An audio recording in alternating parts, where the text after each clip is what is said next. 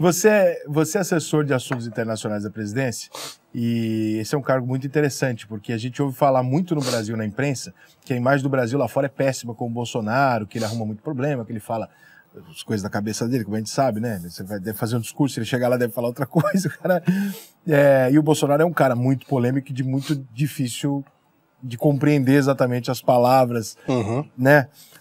É verdade? O que é mentira? O que é verdade? Cara, como é que é a relação? Assim, eu posso dizer muito tranquilamente que se o PT ou qualquer outro partido tivesse feito metade do que a gente fez na política externa, isso estaria sendo louvado como grandes feitos.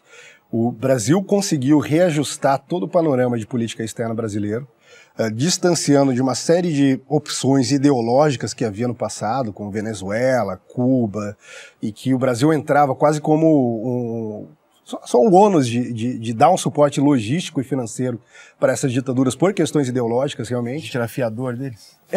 Éramos fiadores. E em contrapartida eles davam, sei lá, como Cuba deu já como garantia de empréstimo do BNDES, uma porção de charutos. Se a gente não pagar, tá aí, fica aí o charuto de garantia. E óbvio que não iria pagar. Qualquer análise de risco séria diria que esses caras não iriam pagar, que iam dar o calote, que eles não teriam condições.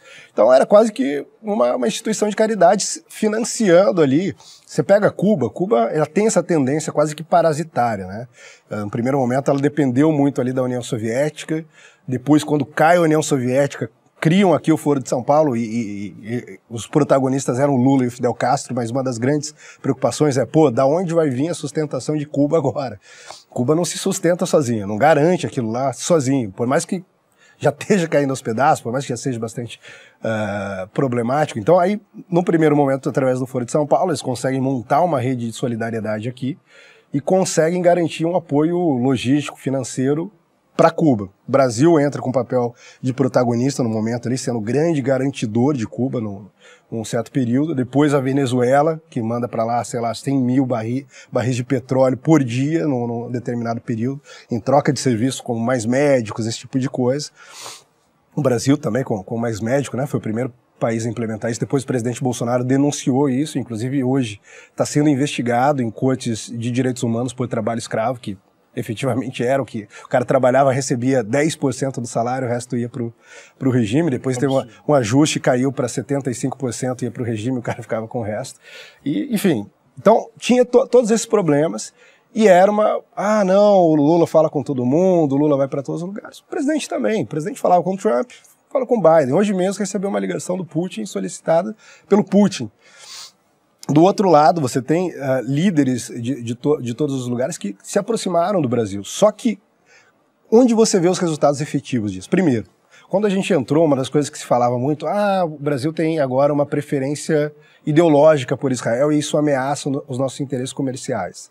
E na época eu até escrevi um artigo sobre isso e falava, olha, as pessoas que estão dizendo isso têm uma leitura equivocada do que é o Oriente Médio hoje em dia. Estão vendo o Oriente Médio com lentes antigas. Acredito que o grande vetor do relacionamento do Oriente Médio é a relação entre Israel e Palestina, e não é mais. Você tem ali uma disputa pela hegemonia regional entre Irã e Arábia Saudita, alguns outros fatores que são levados em consideração, e se a gente souber operar nisso, a gente vai só tirar vantagens para o Brasil. Não só não vamos perder o comércio que nós temos, como vamos elevar. E hoje a gente conseguiu fazer isso. Por exemplo, os países árabes, sobretudo do Golfo, já são nosso terceiro parceiro comercial, na frente da Argentina, que era nosso parceiro comercial tradicional. Você tem lá China, Estados Unidos, e na sequência vem os países árabes. E junto com os países árabes vem um monte de investimento, porque você tem os caras com fundo soberano, com fundo de investimento, alguns caras que têm uns grandes times de futebol e que começaram a investir efetivamente no Brasil. Então você pega, por exemplo, Emirados Árabes Unidos,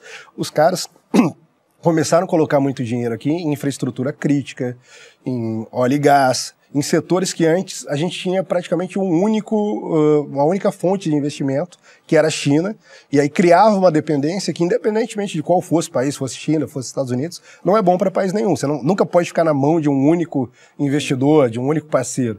E a gente começou a mudar isso. Mudamos isso com os países árabes. Mudamos isso com a nossa sinalização clara de que estávamos dispostos a abrir comercialmente o Brasil, que era um tabu aqui. Então a gente fechou o acordo com a EFTA, a gente fechou um acordo com a União Europeia, Europeia, evidentemente ainda precisa ser sancionado. Nós temos alguns problemas, por exemplo, no discurso, na narrativa que se cria na área ambiental, mas além disso, a gente foi eleito para o Conselho de Segurança da ONU, na época do PT, quando isso acontecia, era, olha como o Brasil está prestigiado. Nós elegemos o diretor-geral da Unesco, que também é uma eleição internacional bastante disputada.